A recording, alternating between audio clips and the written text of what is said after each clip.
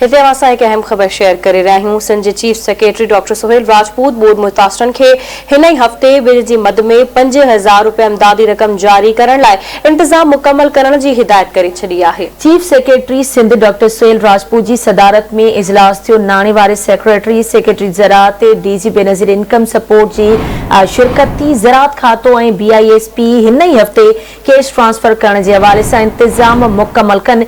Chief secretary जो इहो चवणु हो। सिंध में 1,85,928 हारियुनि में सब्सिडी जी रक़म विरहाई वेंदी। Chief secretary doctor Sohail Rajput जो इहो चवणु हुयो।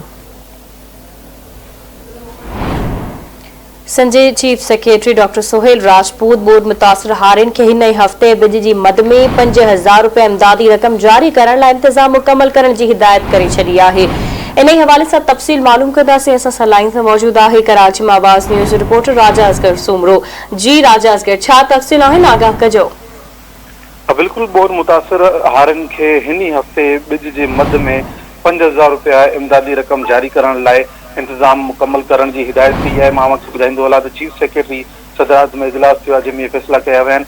ज़राअत खातो ऐं BISP हिन ई हफ़्ते कैश ट्रांसफर करण जो हवाले सां इंतज़ाम मुकमल करे चुकी आहे। मां तव्हांखे ॿुधाईंदो हलां त जेके हालिया बरसातनि में जेके हारियुनि जो जेको नुक़सानु थियो उन ते मज़ीद जेको आहे चीफ सेक्रेटरी चवणो त उन्हनि जी मदद लाइ ॿिया बि प्लान तरतीब ॾेई रहिया आहियूं। पर फ़िलहाल पहिरें मरहले में BISP जी मदद सां उन्हनि खे कणक जी मद में 5000 रुपया ॾिना वञनि था। जी ठीकु आहे, मुंहिंजी वॾी महिरबानी राजा असगर तफ़सील खां आगाह करण जे लाइ।